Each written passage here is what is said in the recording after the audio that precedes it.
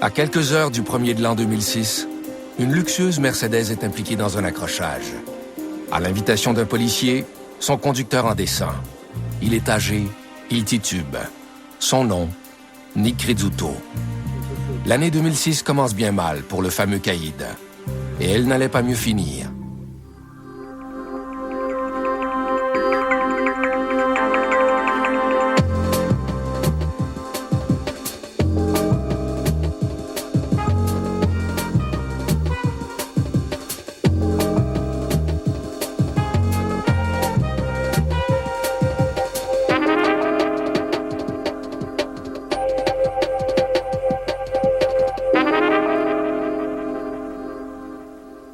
Quelques semaines après cet accrochage, en mars 2006, Niccolo Rizzuto, à 81 ans bien sonné, allait être accusé de conduite en état d'ébriété. L'année commençait donc sur un bien mauvais pied pour le présumé parrain de la mafia montréalaise. Et ce n'était qu'un début. Au mois de mai, son fils Vito, extradé à New York à la demande des autorités américaines, était condamné là-bas à 10 ans de prison ferme pour gangstérisme et complot. Finalement, 6 mois plus tard, Nick Rizzuto lui-même allait être pris dans une gigantesque rafle anti-mafia à peu près sans précédent dans l'histoire canadienne. Une chose que ni lui, ni bien des policiers n'auraient cru possible après toutes ces années à vivre du crime. Le parrain allait passer les 2 années suivantes derrière les barreaux en attendant le dénouement de l'affaire devant les tribunaux. Ce n'est que le 2 mars 2006 que Nick Rizzuto est formellement accusé à la Cour municipale de Montréal de conduite avec les facultés affaiblies. Son avocat enregistre alors en son nom un plaidoyer de non-culpabilité. Déjà, les choses ne vont pas très bien pour l'octogénaire. Son fils Vito, présumé être aux yeux de nos diverses polices le plus puissant mafioso au pays, croupit dans une prison montréalaise depuis plus de 2 ans. Il combat alors devant nos tribunaux une demande d'extradition des autorités américaines qui ont des choses à lui reprocher en marge du triple meurtre de gangsters new-yorkais auquel il aurait participé 25 ans plus tôt. Finalement, le verdict tombe et il est sans appel. Vito va devoir faire face à la musique. Le 17 août 2006, il monte sous bonne escorte à bord d'un avion du FBI qui va l'emmener à destination. Le coup a dû être dur pour Nick Rizzuto. Il a 80 ans passés quand son fils écope d'un billet aller seulement pour New York. A-t-il pensé que les temps étaient durs? Il ne savait pas que le pire allait survenir 3 mois plus tard. La foudre s'abat sur lui le 22 novembre 2006. À l'aube, on sonne à la porte de sa résidence cossue du nord-ouest de Montréal. Il s'agit de policiers venus l'arrêter. C'est une image qui reste dans l'imagination. Voir le patriarche du clan Rizzuto, qui était à ce moment-là âgé de 82 ans, les mains liées par des attaches de plastique, son fameux chapeau de feutre sur la tête, qui se fait arrêter. On avait l'impression là, que c'était une arrestation en Sicile. C'est l'impression qu'on avait. T'sais. Puis il fait un petit sourire. Avant d'embarquer dans l'auto, là, dans l'auto de police, il nous a fait un petit sourire mafieux assez impressionnant. Là. Et lorsqu'il s'assoit avec les enquêteurs, et dans le fond, tout le long du trajet, Nick Rizzuto dit « Voyons, pourquoi vous m'arrêtez? Qu'est-ce que j'ai fait? Pourquoi vous m'arrêtez? Qu'est-ce que j'ai fait? » Et lorsqu'il arrive dans la salle d'interrogatoire, évidemment, les policiers sont encore confrontés à ces questions-là, et il y a un portable sur la table. Les policiers tournent le portable vers le patriarche du clan Rizzuto et lui présentent quelques images vidéo de filature, quelques preuves qu'ils ont contre lui. Et là, Nick Rizzuto, qui ne cessait pas de répéter « Qu'est-ce que j'ai fait? » dit aux policiers « Écoute, c'est beau, arrête ça, j'en ai assez vu, maintenant amenez-moi. » Les policiers débarqués chez Nick Rizzuto agissaient dans le cadre d'une opération appelée Colisée. Le projet Colisée, c'est une enquête de l'unité mixte d'enquête sur le crime organisé qui visait la mafia montréalaise. Alors, l'unité mixte d'enquête sur le crime organisé, c'est une équipe d'enquêteurs formés surtout d'enquêteurs de la GRC, mais également de la SQ, de la police de Montréal, de la police de Laval, de l'Agence du revenu du Canada et de l'Agence des services frontaliers du Canada, là, qui est les douaniers. Il y a 700 policiers qui ont été déployés un peu partout. Il y a eu plus de 100 perquisitions dans des maisons, dans des commerces. dans des cafés appartenant à la mafia italienne. Les policiers ont fait plusieurs saisies. Ils ont fait des saisies d'argent. Par exemple, 2,9 millions de dollars ont été trouvés dans le sous-sol d'une résidence en argent comptant qui a été saisi par les policiers. Il y a d'autres saisies d'argent qui ont été faites, qui étaient cachées à différents endroits. Que ce soit de l'argent, des maisons qui ont été saisies ou d'autres types de biens qui ont été saisis, des immeubles à logement, etc., c'est environ entre 6 et 10 millions de dollars qui ont été saisis par la GRC. On parle de la saisie ou du gel de produits de criminalité, particulièrement de quelques 3 millions de dollars, de comptes bancaires, de résidences, ainsi que de plusieurs kilos de cocaïne. À l'opération Colisée, c'est la plus grande opération anti-mafia qu'il y a jamais eu au Canada. Il y a de la drogue également qui a été saisie, bien entendu. Entre autres, 218 kg de cocaïne ont été saisis à l'aéroport Montréal-Trudeau. Une autre fois, à l'aéroport, 38 kilos ont été saisis de cocaïne toujours. Également, 300 kg de cocaïne ont été saisis à l'intérieur de conteneurs qui provenaient du Venezuela. 101 personnes ont été arrêtées. En fait, ces personnes-là ont été arrêtées en 2 vagues. Une première vague le 22 novembre 2006 et une deuxième vague plus tard en 2008, lorsque les policiers ont réussi à analyser toute la preuve. L'opération Colisée a permis d'atteindre le cœur du crime organisé traditionnel italien et de le surprendre sur plusieurs fronts. Au total, environ une vingtaine de dossiers de cours ont été ouverts. Pour qu'on puisse bien gérer les procédures de ces 101 personnes-là. Parce que 101 personnes, faire un procès pour 101 personnes, c'est complètement impossible. Donc, ce que nous avons fait, c'est séparer ou regrouper les individus en fonction des crimes qu'ils avaient respectivement commis. Le chef d'accusation qui regroupait à peu près tout le monde, c'était complot. Alors, complot pour importer des stupéfiants, complot pour en trafiquer, et aussi gangstérisme. C'est un des chefs d'accusation qui relie à peu près tous les accusés dans l'opération Colisée. Et évidemment, il y a tous les chefs qui concernent les activités illégales de ce clan-là, c'est-à-dire l'extorsion, le bookmaking, la prise de paris illégaux. Parmi toutes ces arrestations, il faut en retenir 6, soit celles des gros bonnets du clan Rizzuto qui seront accusés ensemble. Le groupe des 6, c'est vraiment l'état-major du clan Rizzuto. Ce sont les personnes les plus haut placées dans l'organisation de Rizzuto. Alors, le parrain, Niccolo Rizzuto, qui a ses 2 conseillers, Paolo Renda, Rocco Solecitto.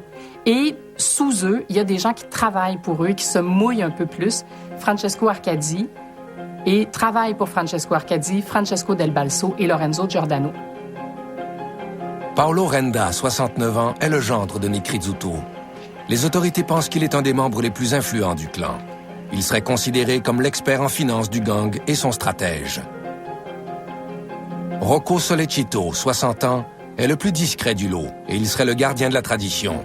Un allié depuis toujours des Rizzuto, il aurait arbitré certains conflits internes du clan et touchait sa part des revenus. Francesco Arcadi, 54 ans, faisait partie de la garde rapprochée de Vito Rizzuto depuis 20 ans. On dit qu'en l'absence de ce dernier, il aurait pris en main la marche des affaires du clan sur le terrain. Il passe pour un dur à cuire qui ne fait pas l'unanimité autour de lui à cause de son manque de tact. Francesco Del Balso, 38 ans, serait l'un des 2 lieutenants d'Arcadi et la vedette montante du gang. Il passait pour avoir la mèche courte et serait un habitué du casino où il aurait misé plus de 8 millions en quelques années. Il blanchissait ainsi l'argent de diverses combines du clan, croit la police. Lorenzo Giordano, 45 ans, serait l'autre bras droit d'Arcadi et l'un des membres les plus violents et les plus craints du gang. 13 ans moyen, il avait un train de vie princier et jouait beaucoup au casino de Montréal, tout comme son ami Del Balso. L'opération Colisée s'est donc soldée par de nombreuses arrestations, des saisies de drogue de même que par la confiscation ou le gel de biens valant des millions de dollars. Les inspecteurs de Revenu Canada ont eu un important rôle à jouer dans cette facette de l'enquête. On a saisi pour 3 millions de dollars et de jolies maisons. Mais le gros de l'argent est encore bien à l'abri. La puissance du crime organisé est là, sa force corruptrice aussi. La mafia, depuis longtemps, réinvestit ses profits dans l'économie légale. Le Parlement, l'an dernier, a modifié le code criminel pour renverser le fardeau de la preuve en la matière. Une personne reconnue coupable de certains crimes de gangstérisme doit démontrer que ses biens n'ont pas été obtenus par l'argent du crime. Cette règle, longtemps réclamée par les policiers, n'a pas encore été testée au Canada. Ailleurs, ses succès sont encore bien timides. C'est là que se trouve la prochaine frontière de la lutte au crime organisé. Depuis 2005, le législateur a facilité la tâche des poursuivants en matière de confiscation. C'est-à-dire qu'une fois qu'une personne est trouvée coupable, soit de gangstérisme ou d'infractions relatives aux drogues, par exemple, la couronne a seulement démontré que les revenus légitimes de cette personne-là ne sont pas suffisants pour justifier l'ensemble de son patrimoine. C'est à l'accusé de démontrer que ces biens n'ont pas été acquis criminellement. Mais, malgré que ce fardeau-là a été allégé, les défis sont toujours aussi grands parce que les criminels vont utiliser beaucoup de prête-noms et vont utiliser différentes méthodes de lessivage avec plusieurs entremetteurs qui fait en sorte qu'il est très difficile d'identifier les biens qui sont réellement la propriété de ces gens-là. Après la pause, les policiers réussissent le tour de force d'épier les mafiosi dans leurs repères. Quand on apprend comment ils sont allés poser des micros dans le café, le petit café de la rue Jarry, c'est un roman en soi. À Montréal, en novembre 2006, plus de 700 policiers procèdent à la plus grande rafle anti-mafia jamais effectuée en territoire canadien. Ils arrêtent pas moins d'une centaine de suspects, dont le parrain Nicolo Rizzuto et 5 des caïds de son clan. Ces 6 prévenus devront répondre ensemble de diverses accusations, dont celles de complot d'importation et de trafic de drogue, de même que de gangstérisme. L'enquête qui a mené à cette opération est d'une envergure sans précédent. C'est une enquête qui est vraiment spectaculaire parce que les policiers ont réussi ce qu'on croyait impossible de réussir, c'est-à-dire infiltrer le clan Rizzuto, infiltrer les têtes dirigeantes. Essentiellement, c'est de l'écoute et c'est des caméras. C'est des techniques de preuve assez sophistiquées et c'est beaucoup aussi d'acrobatie que les policiers ont dû réaliser au cours de cette enquête-là.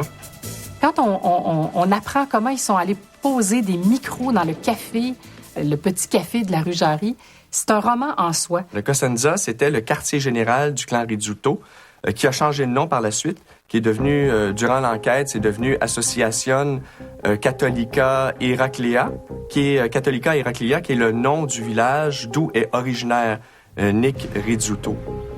Dans l'arrière-boutique de ce café se tenaient des réunions vraiment secrètes. Et la preuve, ils ont réussi à amasser la preuve vidéo et audio de ces rencontres-là. Il y a eu 192 opérations d'échange d'argent qui ont été filmées par les policiers à l'intérieur même du Cosenza. Et ils ont aussi réussi à faire la même chose là où la jeune génération de mafieux se tenait, au bar Lanec à Laval. Il y a eu plusieurs anecdotes qui ont marqué l'installation de cette technologie-là au Cosenza. Entre autres, les policiers sont allés au moins à une 40aine de reprises parce que des micros étaient mal installés, trop près, entre autres, de la cafetière. Donc, il fallait déplacer le micro parce qu'on n'entendait rien. Des micros qui fonctionnaient pas, fallait retourner à l'intérieur de nuit pour réparer les micros, fallait les déplacer. Mais aussi, à un certain moment, il y a eu des rénovations à l'intérieur du Cosenza. Et il y a même une caméra qui a été peinturée par les ouvriers qui rénovaient le Cosenza. La façon dont le Cosenza est fait, la 3e pièce, dans le fond, où il y avait simplement quelques chaises, une table et une lampe. Et c'est dans cette pièce-là que les principaux lieutenants du clan Rizzuto se partageaient l'argent. L'argent qui provenait des différents crimes, c'est-à-dire extorsion, menaces, bookmaking, trafic de stupéfiants. Donc, les différents soldats, pardonnez l'expression, mais du clan, apportaient leur argent à cet endroit-là. Par la suite, les lieutenants se séparaient l'argent et le patriarche, Nick, avait toujours la curieuse habitude, et ça a été maintes fois filmé par les policiers, quand il recevait sa liasse d'argent, il se levait debout, il mettait sa jambe sur une chaise, levait son pantalon, il avait des chaussettes qui étaient hautes, et prenait la liasse d'argent et la glissait simplement dans ses chaussettes, descendait son pantalon et ensuite remettait son chapeau de feutre mou et quittait l'établissement comme si de rien n'était. D'autres activités encore plus inquiétantes sont filmées. En septembre 2006, les policiers remarquent qu'on manipule des armes de très, très haut calibre. On parle de mitraillettes, d'armes de poing avec silencieux. Non seulement on manipule ces armes-là avec des gants, mais également on tire ces armes-là avec ces armes-là pour voir si elles fonctionnent. Les policiers ont aussi obtenu de la preuve par écoute électronique. Et ça, c'est fascinant. Les mafieux d'aujourd'hui parlent au téléphone sans arrêt. On n'est plus du tout dans l'époque où les mafiosos marchaient dans un champ pour se dire des choses à l'oreille. Les moyens électroniques modernes ont pratiquement étêté la mafia parce qu'ils se parlent au téléphone sans arrêt. Et ils ont recueilli sur plusieurs années, évidemment, peut-être 5 ans d'enquête, 1 million de conversations téléphoniques. La mafia est une organisation criminelle très difficile à infiltrer. Contrairement à d'autres opérations célèbres comme dans Printemps 2001 où on a eu recours aux témoignages de témoins repentis, dans le projet Colisée, il n'y avait pas de tel type de témoins. Donc, il fallait analyser l'écoute électronique pour pouvoir, comme dans un casse-tête, venir à la conclusion, en ajoutant chacune des pièces du casse-tête, venir à la conclusion que des crimes avaient été commis et pouvoir attribuer une responsabilité criminelle aux auteurs de ces crimes-là. Autant l'enquête a été longue, complexe et vaste, autant il est compliqué de s'y retrouver dans ses résultats. Pour l'essentiel, on peut identifier 3 révélations principales qui ont été faites au fil des procédures. La première concerne la mainmise de la mafia montréalaise sur l'importation de drogue en provenance de l'étranger via l'aéroport Montréal-Trudeau. L'enquête Colisée, ça l'a illustré aussi la corruption. Okay? Le volet corruption très important, entre autres, à l'aéroport Montréal-Trudeau, où eux autres avaient recruté, je pense qu'il y avait peut-être une bonne douzaine d'employés. Ils facilitaient, ces gens-là, l'importation de cocaïne à travers l'aéroport. Alors ça, c'est quelque chose d'extrêmement troublant parce que la mafia a pu acheter la coopération de certaines personnes qui travaillaient à l'aéroport pour permettre l'importation de drogue. Alors, par toutes sortes de moyens, soit cachés dans des contenants de nourriture, soit cachés dans des valises, soit cachés sur des gens. Et là, avec la collaboration de douaniers, on permettait à ces gens-là d'entrer et de ne pas être fouillés, par exemple. Alors, le dossier de l'aéroport est vraiment l'illustration de la force de la mafia, de la force de la corruption et comment on peut faire entrer des quantités phénoménales de drogue en achetant tout simplement des personnes, parce que c'est que de cette façon-là qu'on va réussir à faire entrer de la drogue impunément. La deuxième révélation de l'opération consistait en la mise au jour d'un réseau de jeunes mafiosi qui exportaient de la marijuana aux États-Unis via la réserve de Akwesasne notamment.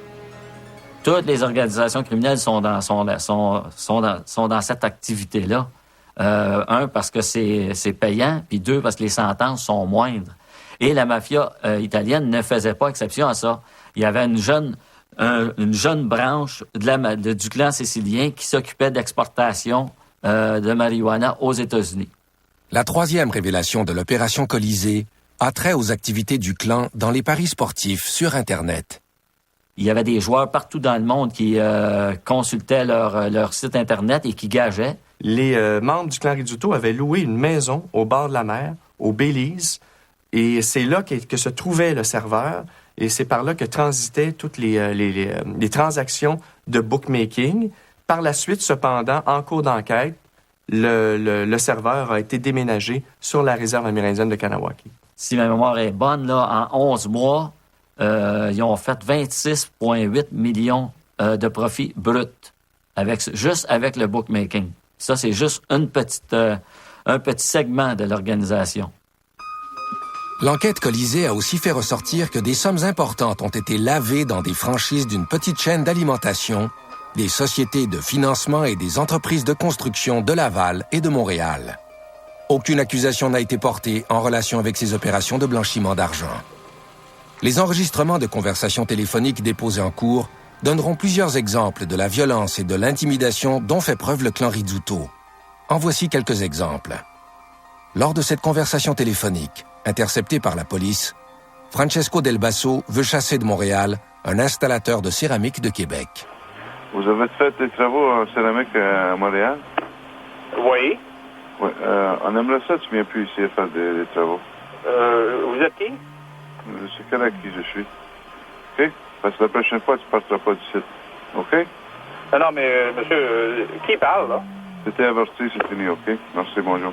Il y avait toutes sortes d'anecdotes aussi complètement affolantes, notamment sur les crimes de violence, parce que ils font pas que de l'importation de stupéfiants assis dans leur bureau.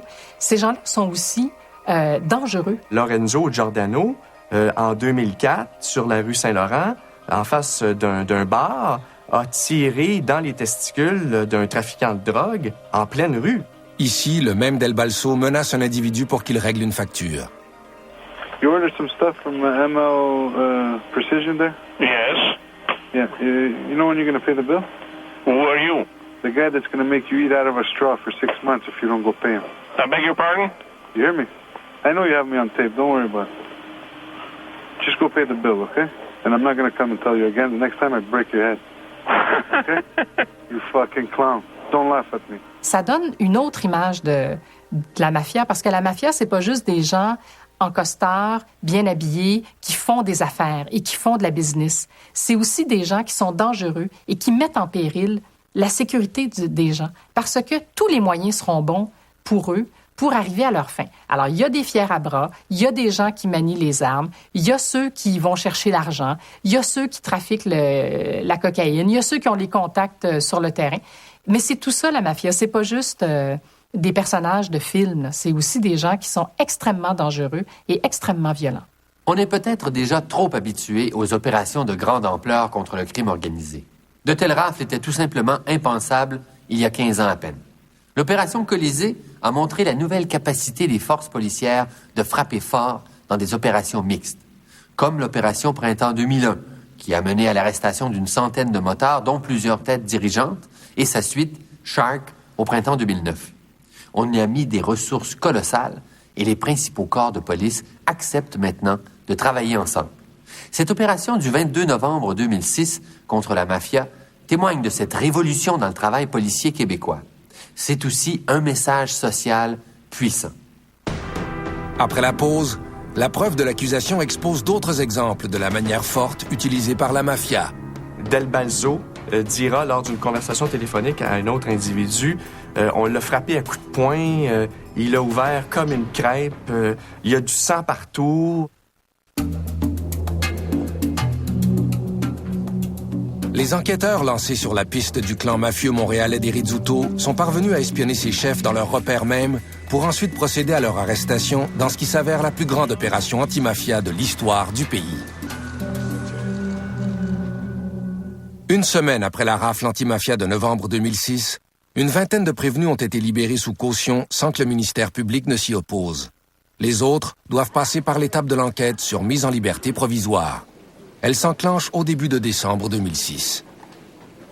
Dans le groupe des 6, c'est-à-dire les personnes qu'on appelait les têtes dirigeantes ou ceux qui faisaient partie d'une espèce de conseil d'administration, seules 2 personnes ont demandé d'être mises en liberté. M. Nicolo Rizzuto et M. Francesco Del Balso. L'action se passe au centre judiciaire Gouin à cause du grand nombre de prévenus concernés. La salle est bondée de curieux et de journalistes qui sont là pour voir ce qui arrivera à Nick Rizzuto et aux membres du comité de direction de la mafia montréalaise. Les enquêtes sur remise en liberté ont été extrêmement couvertes parce que c'était la première occasion pour les médias et pour le public de connaître la preuve. Le procureur de la Couronne, pour faire la preuve de l'organisation de ces gens-là, a déposé un document, un énorme document dans lequel c'était un résumé de la preuve, mais ça faisait des centaines de pages. À la lecture de ces documents, des journalistes constatent que des accusés auraient blanchi l'argent de leur combine en utilisant des entreprises légales. Francesco Del Balso, par exemple, remettait de l'argent liquide à un supermarché en échange de paye officielle. Au dire du commerçant en question, il y était vérificateur de fruits et légumes. Un vérificateur de fruits et légumes qui, à la même époque, flambait des millions au casino. La société Maltz Financing est également mentionnée dans les documents.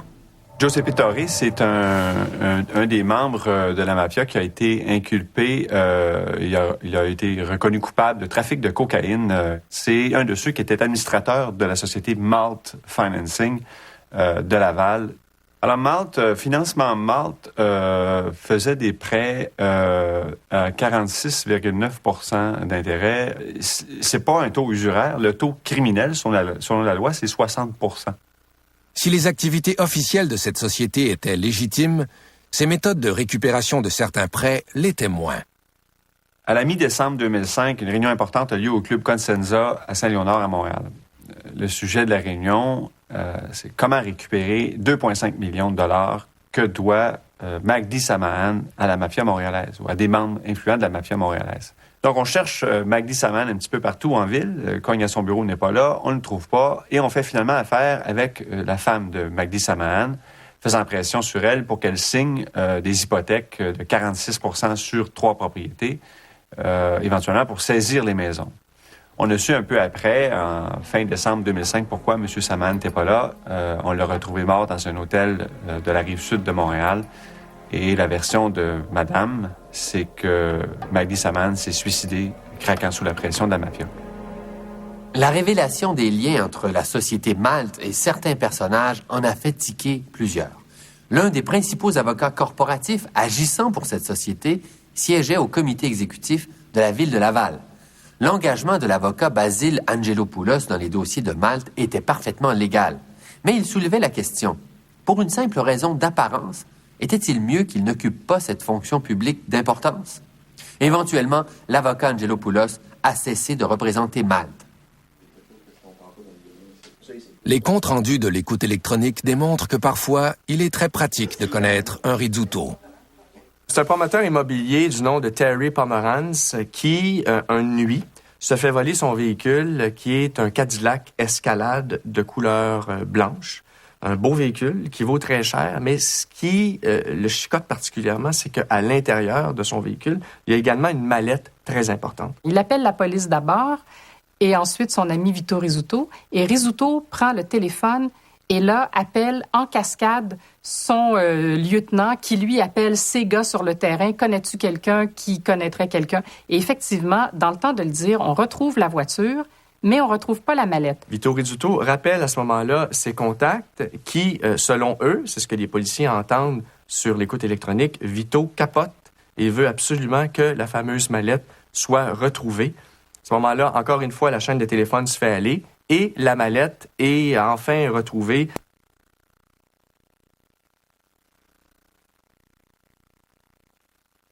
Qui a la moindre valeur, n'appelez peut-être pas nécessairement la police. On entend souvent dire que les mafieux investissent leur argent dans des affaires légitimes. Ce fut vrai dans le cas de Paolo Renda et de quelques autres qui misèrent environ 5 millions dans Mount Reel et le réseau North Shield qui, en mai 2005, a été saisi par l'autorité des marchés financiers et a déclaré faillite quelques mois plus tard. L'essentiel des fonds des investisseurs, 472 millions, n'a pas été retrouvé. L'âme dirigeante de North Shield allait apprendre que si on a des investisseurs mafieux dans son entreprise, mieux vaut la faire prospérer. Les membres du clan Rizzuto ont perdu 5 millions et évidemment, ils n'étaient pas contents. À un certain moment, Giordano Del Balzo et un autre individu décident de rencontrer est un mot bien faible, décident de rencontrer le président de North Shield, John Xantoulakis, dans un bureau d'avocat de la place Ville-Marie. Et ce qu'on entend sur l'écoute électronique, ce que les policiers entendent, c'est que les 3 hommes flanquent toute une raclée à M. Xantoulakis, qui d'ailleurs venait de subir une chirurgie plastique. Et Del Balzo dira lors d'une conversation téléphonique à un autre individu, on l'a frappé à coups de poing, il a ouvert comme une crêpe, il y a du sang partout. 2 mois après leur arrestation, Niccolo Rizzuto et compagnie tentent toujours d'être libérés sous caution, mais les procédures traînent. Le parrain, dit-on, prend son mal en patience. Comme tous les grands caïds qui arrivent en prison, Niccolo Rizzuto a été pris en charge à ce moment-là par Mario Brouillette, Hells Angels de Trois-Rivières. À Bordeaux, quand il est arrivé là, il trouvait jamais sa cellule. Fait que en farce, les détenus lui ont dessiné un drapeau italien, puis ils ont mis ça sur le mur de la cellule, puis c'est comme ça qu'il s'est retrouvé après. À un moment, l'aîné des Rizzuto a des ennuis de santé et est hospitalisé. Tout rentre dans l'ordre, et c'est finalement à la fin de l'été 2007, soit plus de 8 mois après son arrestation, qu'on entame le vrai débat sur sa libération sous caution. L'enquête sur la mise en liberté de Nicolo Rizzuto a commencé au mois d'août 2007. Effectivement, il y avait plusieurs membres de sa famille qui étaient présents, notamment sa petite-fille, son petit-fils, sa fille était là. Bon, son fils Vito, naturellement, n'était pas là. Il est détenu aux États-Unis. Et il y avait plusieurs personnes, il y avait évidemment des journalistes, plusieurs personnes qui étaient là pour voir comment ça allait se passer. Et plusieurs amis, vraisemblablement, de Nicolo Rizzuto qui étaient présents dans la salle. Entre-temps, le sort du fils Rizzuto s'était scellé dans une cour new-yorkaise. Au début de mai, Vito Rizzuto avait été condamné à 10 ans ferme dans une prison américaine au Colorado. Compte tenu du temps qu'il avait passé derrière les barreaux avant sa condamnation, il restait au caïd montréalais un peu plus de 5 ans à purger. C'est donc dire qu'il ne rentrerait pas à Montréal avant l'année 2012. Il aurait alors plus de 65 ans et son père près de 90. Après la pause, le poids de la preuve fait fléchir Rizzuto et ses lieutenants. Depuis un bon moment déjà, il y avait des rumeurs que les 6 principaux dirigeants allaient plaider coupables.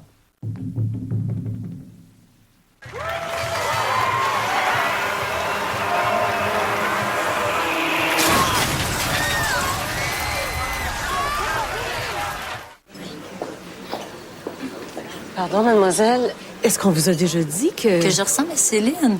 Oui, ça fait plusieurs fois qu'on me le dit. Je commence à penser que c'est vrai. Je pense que c'est à cause de mes cheveux. C'est peut-être mon sourire. C'est vrai que j'ai un peu le même sourire. En tout cas, c'est pas à cause de ma voix. Entre vous puis moi, si j'étais la vraie Céline, je serais pas au Saint-Hubert. C'est encore drôle.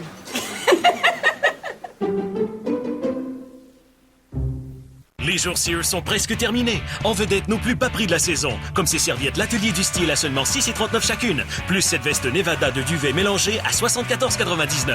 Les jours Sears n'ont lieu qu'une fois par saison, donc ne les manquez pas. Chez Dodge, nous créons des abris pour vos joueurs préférés. Des vestiaires. Fauteuils magiques. Des salles de cinéma. Nous fabriquons la mini-fourgonnette la plus vendue au Canada, la Dodge Grand Caravan. Venez voir ce que nous avons créé pour vous. Profitez de nos offres exceptionnelles et osez comparer chez votre concessionnaire Dodge dès aujourd'hui. J'ai beaucoup de patience, remarquez. Mais il faut que j'en aie parce que le téléphone sonne constamment. Et l'autre jour, Chantal appelle. Juste parce qu'elle a encore ruiné sa vie. Ah, crétac. Je lui ai dit, c'est pas laid, mais c'est spécial. Hein? Quand je me couche le soir, je me dis, une autre bonne journée de fête.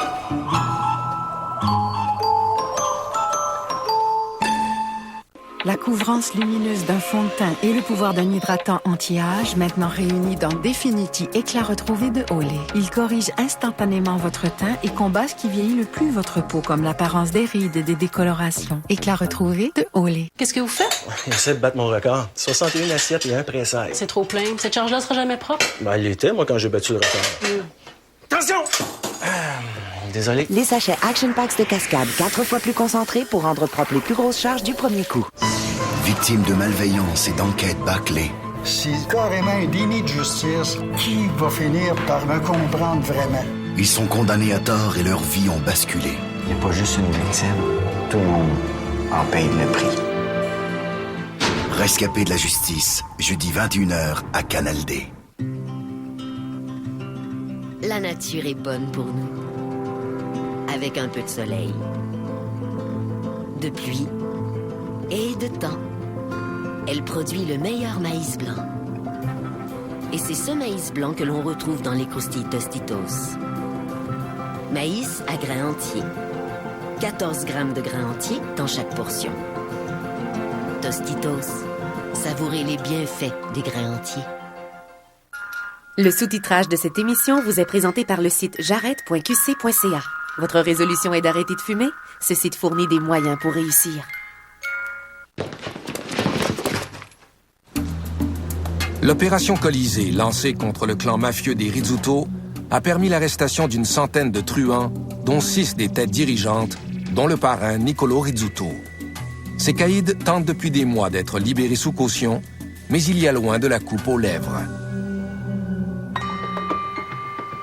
Pendant qu'on renvoie les débats sur la libération provisoire de Rizzuto et compagnie d'une audience à l'autre, les rumeurs courent dans les couloirs du palais de justice. Les procureurs de l'accusation et les avocats des accusés auraient engagé de longues et difficiles négociations. Depuis un bon moment déjà, il y avait des rumeurs que les 6 principaux dirigeants allaient plaider coupables. Dès le début des procédures judiciaires, il y a eu des négociations qui se sont entamées. Dès que les avocats de la défense ont traversé la preuve, ont potassé la preuve, il y a eu déjà des négociations. C'est comme ça dans bien des dossiers, c'est pas un secret, là. La plupart des dossiers se règlent par des plaidoyers de culpabilité et ceux-là font pas exception, surtout avec une preuve aussi étendue. Si on s'affaire à négocier le sort des caïds du clan, on prépare également l'instruction des 11 procès qu'on allait faire aux autres suspects arrêtés en marge du fameux raid de novembre 2006 contre le clan Rizzuto. Des procès qui allaient porter sur l'ensemble des trafics mis au jour à l'aéroport Montréal-Trudeau, sur les activités de bookmaking, le trafic de marijuana, la possession d'armes ou encore la corruption d'une douanière.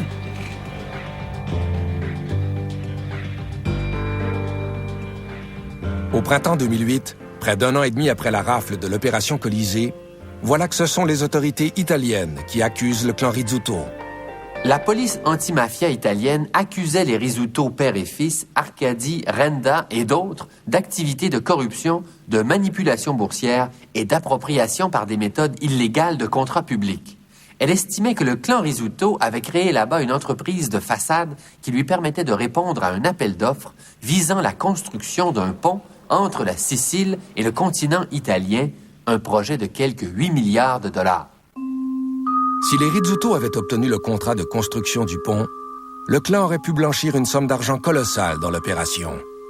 Les autorités italiennes ils ont émis des mandats d'arrestation contre nos dirigeants mafieux. Donc là, à ce moment-là, toutes les négociations ont stoppé parce que les avocats étaient intéressés de savoir qu'est-ce que les autorités italiennes avaient. Est-ce que c'était sérieux? On ne sait pas où en est l'affaire, les mandats d'arrestation internationaux étant, par définition, secrets. Mais on peut penser que Vito Rizzuto n'en a pas fini avec la justice. Les procédures, ici, suivent leur cours.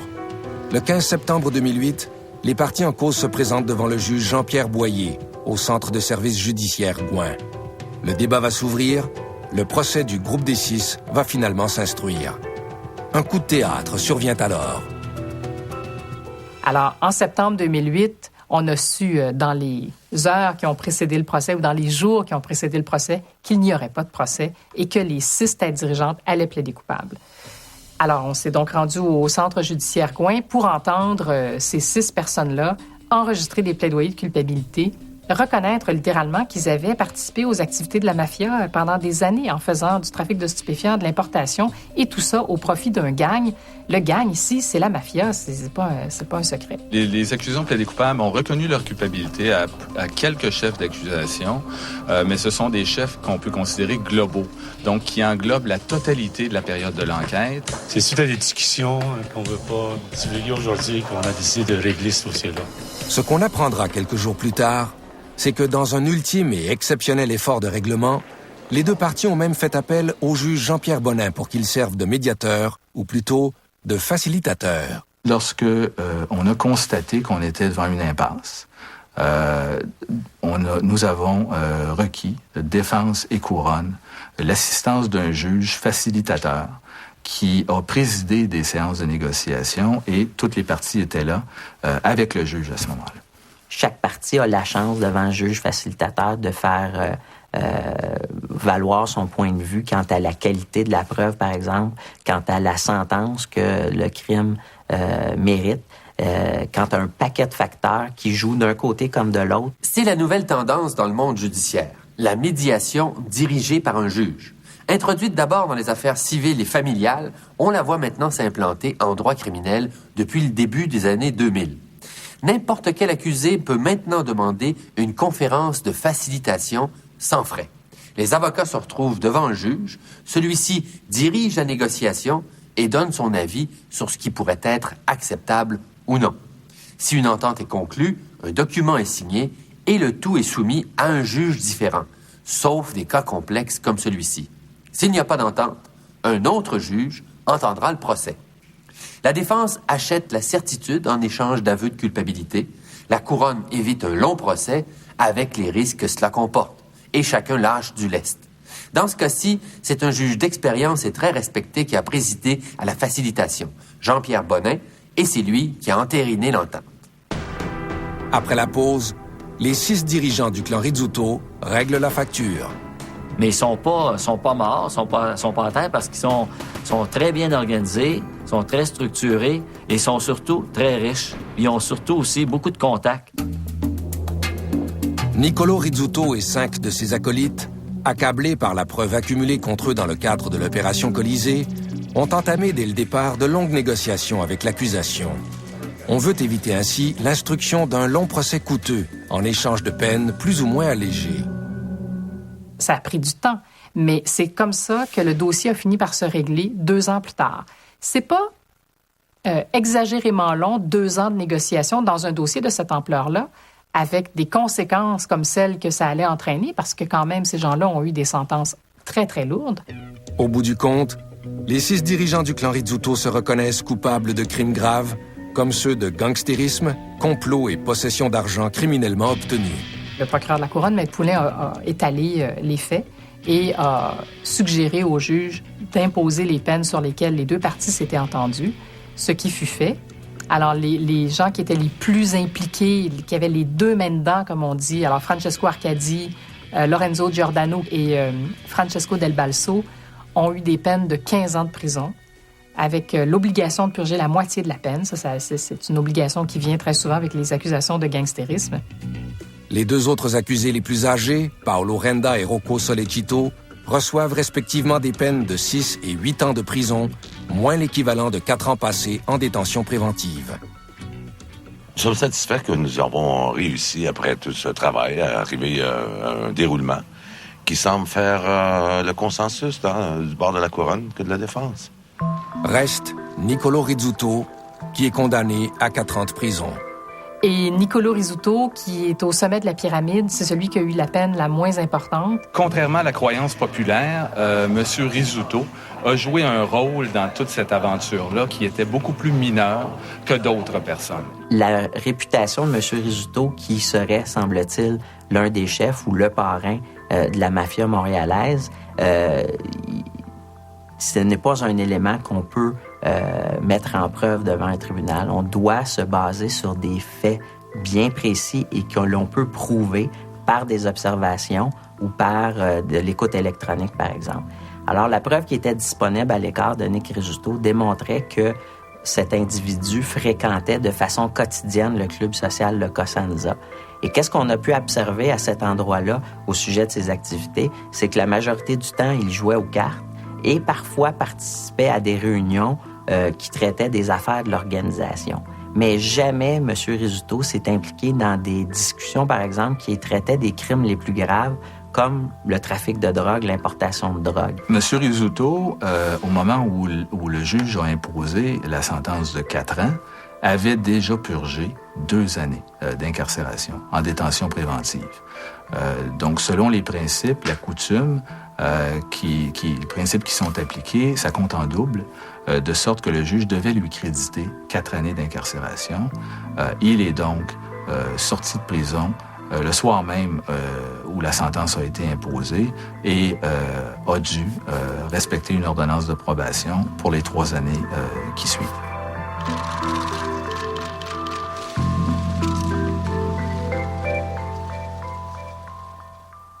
Au lendemain de la libération du vieux mafieux, bien des voix se sont élevées contre la pratique judiciaire du temps double. En vertu de cette règle non écrite, chaque jour passé en prison avant d'être déclaré coupable est calculé en double, parfois même en triple au jour de la sentence. Comment le justifier? parce que le temps, à ce moment, n'est pas divisible par une libération conditionnelle et que le détenu est dans des conditions plus difficiles, sans accès au programme des pénitenciers. On parle d'abolir cette pratique, mais cela ne veut pas dire que les peines de prison vont soudainement exploser. Les négociations entre avocats se feront probablement sur une base mathématique différente. Au dénouement de l'affaire, les uns et les autres dressent le bilan de l'opération Colisée. C'est une enquête qui a coûté 60 millions. En termes de produits de la criminalité, on a pu récupérer une infime partie de ce 60 millions-là. On peut se poser la question, est-ce qu'on a encore les moyens de se payer des enquêtes comme celle-là? Mais en même temps, est-ce qu'on doit laisser des crimes se poursuivre ou se produire? Je pense que la mafia montréalaise a été ébranlée par les arrestations du projet Colisée. Mais des organisations criminelles comme la mafia qui existe depuis des centaines d'années vont continuer d'exister malgré que leurs membres tombent. L'opération Colisée s'est attaquée plus spécifiquement à l'une des branches de la mafia montréalaise.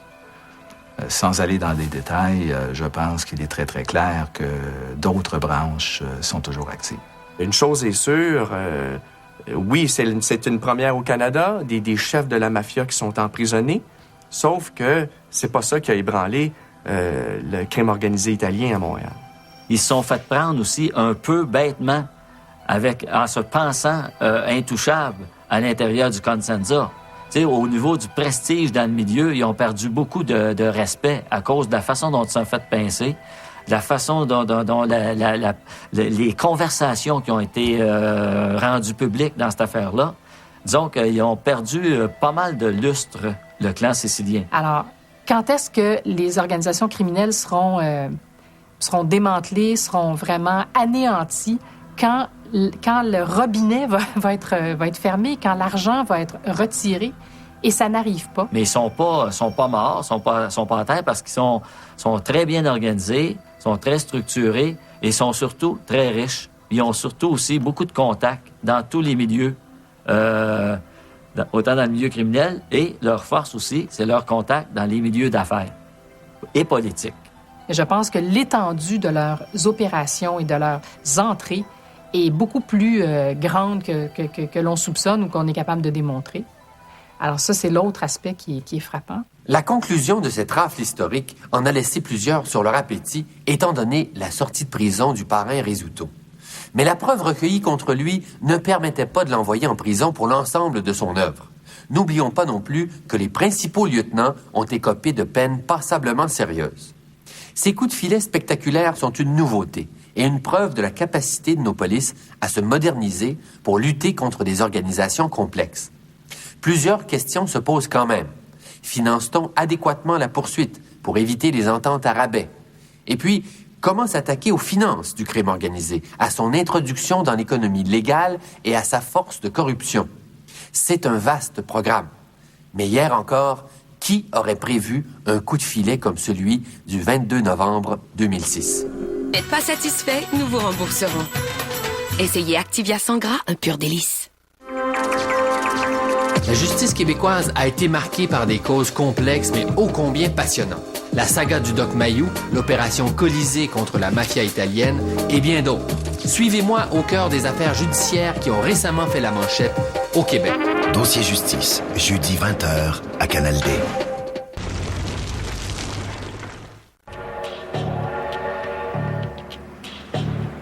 Dans une banlieue fortement peuplée de Mexico, un camion-citerne vient d'être percuté par un train de passagers.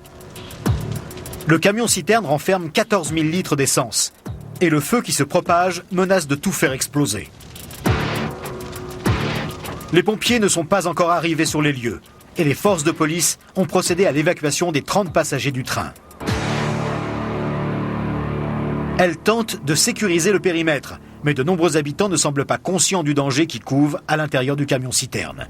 Tandis que les flammes poursuivent leur folle progression, les voitures continuent à circuler à proximité, sans se douter qu'une explosion phénoménale peut survenir à tout moment. Quelques secondes plus tard, les flammes s'élèvent à plus de 100 mètres dans le ciel.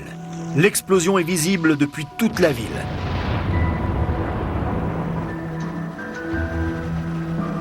Les pompiers arrivent enfin et finissent par maîtriser l'incendie. L'enquête déterminera que c'est le conducteur du camion-citerne qui est responsable de la collision, car il a tenté de traverser la voie ferrée avant le passage du train.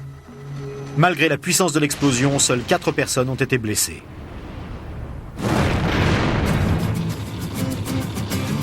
En Californie, dans le désert Mojave, se trouve un lac sec parfaitement